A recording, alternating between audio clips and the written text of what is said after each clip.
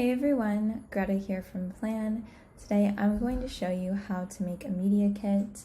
I'm going to make a media kit for our mock-up account called Olive and Auburn, and I think this will be great just to show you step by step what I recommend and how to create one. If you are wondering what a media kit is, a media kit is an essential document you need if you want to collaborate with other content creators or brands. And this usually is a PDF file, and it has your information, a little bit of your portfolio. Usually it has your analytics for your account. And this is just a really easy way to communicate to a brand or another content creator or whoever you're trying to collaborate with who you are, what your account is about, and why it's beneficial for them to work with you. Sometimes media kits are a little bit more in depth and they have pricing and they can be quite long, but we're just going to make a really simple one today. So we're going to jump into Canva, and you may need a pro account, but you might not. You can also find templates for media kits on websites like Etsy or Creative Market.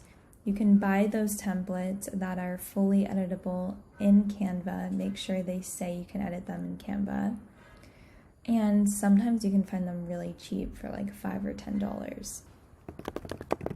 But you may also be able to find some on Canva without the pro account. I just have a pro account, so I'm not sure what will come up on your end. Go ahead and type Media Kit, and you will see there are a bunch of different options.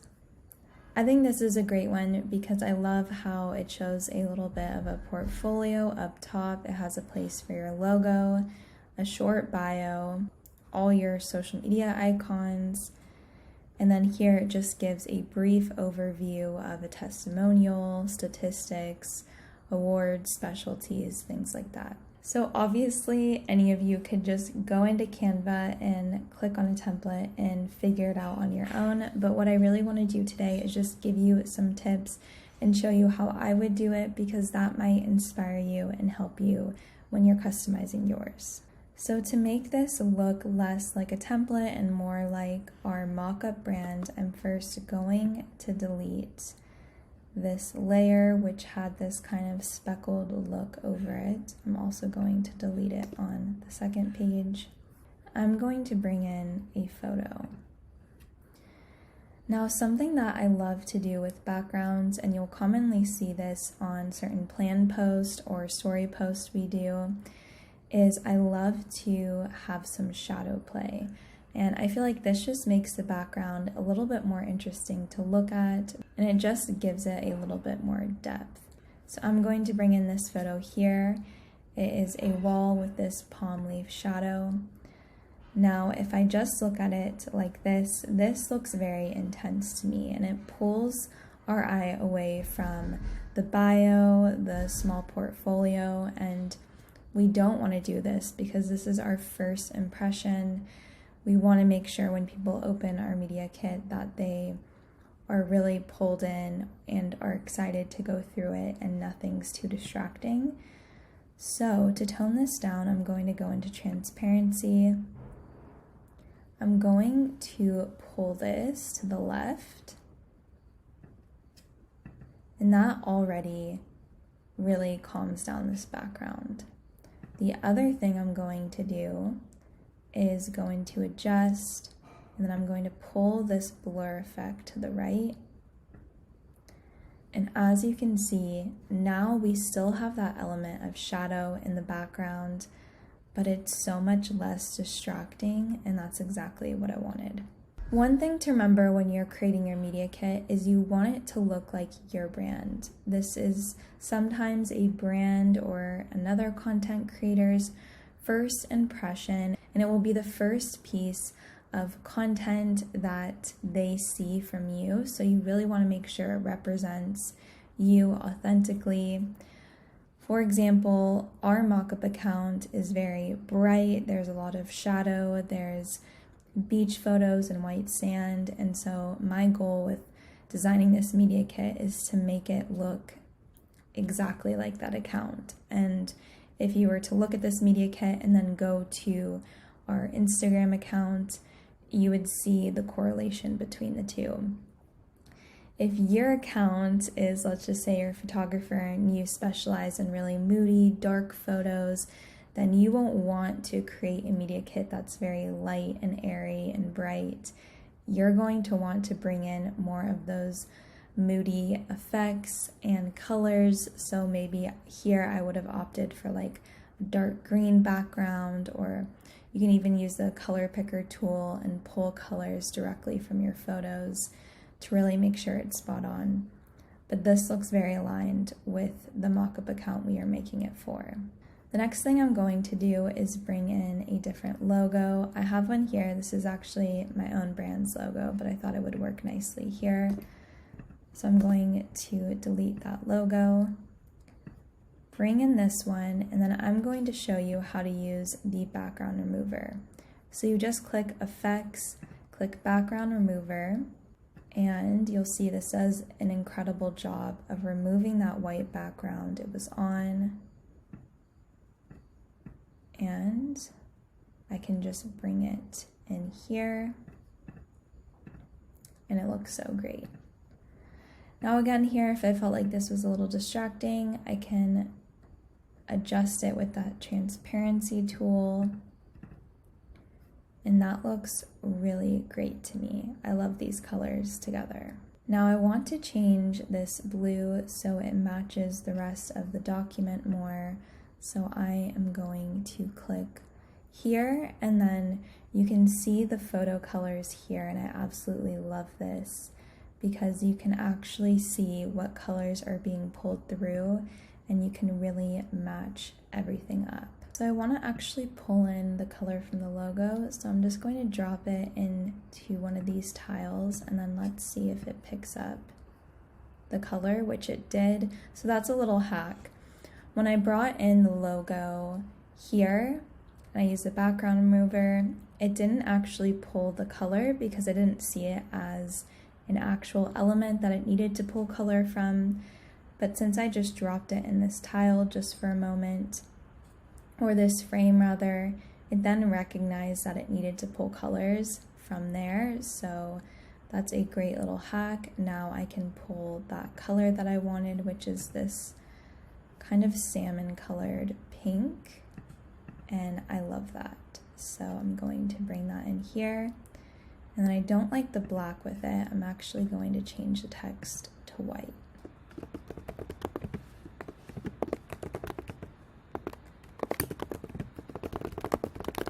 Okay, I will go ahead and leave this bio because I don't want to spend too much time there. I don't think it's very important. But as you can see here, it's a little bit hard to read this text. You want to make sure everything is really easy to read, so I will just enlarge this a bit and then pull it this way. Here though, you really want to give just a short bio on who you are, what you or your brand is about, and this doesn't need to be like a huge novel. In fact, I feel like bios are more powerful when they're short and sweet, and really every sentence is thought out and adding value. So there are some great tutorials online to kind of help you refine your bio. I won't get into that here, but there's definitely some resources online if you're having trouble with that. I'm going to upload some content. These photos that I'm importing are all from Pexels. I know one of the photographers is Jasmine Chu, and actually don't know the others. I will try and credit them below. These are stock photos that you can pull in from Plan. I will pull in this as a profile photo. As I can see though, this has a filter, a black and white filter on it. And I actually don't want that. I want to leave this in color. So I just hit none and it removed that filter. And then I want to bring this in, just zoom it in a bit more. Now I will just replace these photos here.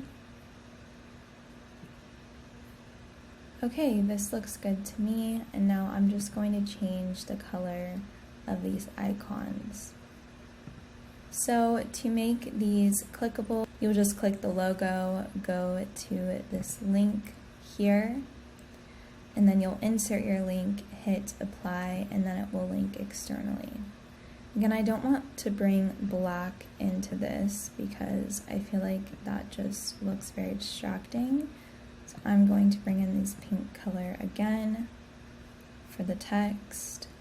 Now I want to keep this consistent, so I'm going to press Command C, which is going to copy this background. Command V will paste it here exactly how I had it edited above. Again, I'm going to change this to that pink color. Of course, you can play around with the font as well. I like this font. Sometimes what I like to do in a media kit is if there's somewhere where I sign my name, then I'll do like a handwritten font. But you really want to make sure everything's very easy to read. It also needs to be functionable and it needs to serve its purpose, which is for people to learn more about you and your brand. And obviously that's hard for them to do if the text is too fancy or too intense. So I believe just something clean, simple is perfect. Okay, and for time's sake, I am going to just leave this here. Obviously I repurpose this photo, but of course if this is your media kit, your real estate on it is very, very precious, so don't bring in the same photo twice. This is obviously just for time's sake, and then I would go in and change this black text here to white or a different color. But other than that, I really like the way this looks, and as you can see, we've completely transformed it from the template to our own brand. One thing I will say is in your media kit, you are really showing your client or who you want to partner with the type of content you want to create. So you may have some incredible wedding photos you took if you're a photographer, let's say, but let's just say you don't want to do wedding photography any longer. You want to book more travel shoots, or you want to book more portrait shoots, or whatever it is.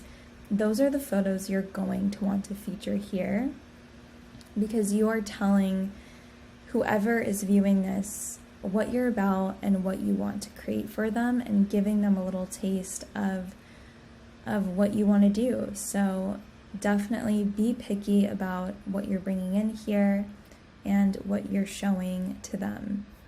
Here, when we're talking about statistics, what that means is that you're going to bring in your analytics. And on some media kits, this is way more detailed. This one's pretty simple. But usually the numbers that you're going to want to focus on is your engagement rate, your followers, how many likes you get per post, how many views you get on your stories, and so on and so forth. Those are really the important numbers. And usually also your demographic for your audience. So what are the age ranges? Is it male or female? All of those things are usually important for brands or people you want to do collabs with to know. That way they can make sure your audience is aligned with them. And the last thing you're going to want to do when this is all done is you're going to want to download this as a PDF. And then you'll want to make sure you select all pages so it all downloads together and you can scroll through it. I'll show you what it will look like. And this is what it looks like when you're done. Of course, make sure you change the title because it will automatically put the template name. By the way, if you want this exact template, this is the name here, so you can just type that into Canva and it will bring it up. Usually I like to put my brand name or my name, and then I'll do like a _ media kit.